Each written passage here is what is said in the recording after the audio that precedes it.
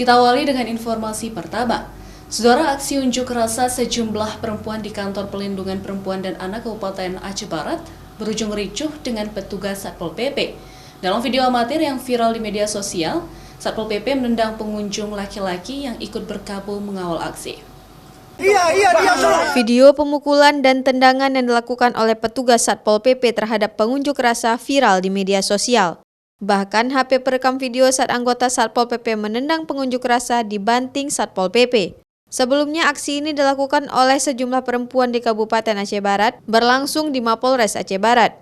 Mereka menuntut pihak polisi untuk segera menangani kasus pemerkosaan terhadap anak karena sebelumnya pihak polisi dituding menolak laporan ayah dari anak korban pemerkosaan.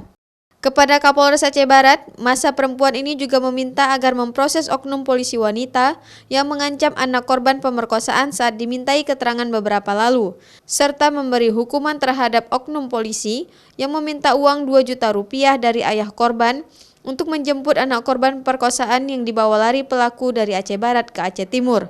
Yang di Aceh Timur itu juga diproses, yang memfasilitasi tempat pemerkosaan tersebut itu diproses.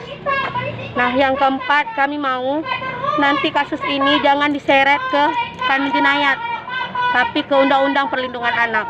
Dalam arti kata, kalau kami hanya memecah kerumunan, memecah daripada kelompok pendemo itu agar tidak melakukan aksi dorong-mendorong, karena sangat disayangkan dari pengunjuk rasa yang perempuan terhimpit, dari petugas yang perempuan juga terjepit. Nah, jadi di kalangan adik-adik laki-laki ini juga mendemo dengan cara meloncat ke dalam blokade. Ya, kita juga dari petugas juga beberapa orang juga cedera korban daripada aksi dorong-mendorong tersebut, sehingga mungkin ada beberapa oknum dari unsur petugas Satpol PP akan menendang dengan tujuan ingin memecah itu kerumunan atau demo. Aksi sejumlah perempuan yang tergabung dalam gerakan perempuan tolak kekerasan seksual terhadap anak atau GERTAK di Aceh Barat ini berujung ricuh dengan anggota Satpol PP di Kantor Perlindungan Perempuan dan Anak Kabupaten Aceh Barat.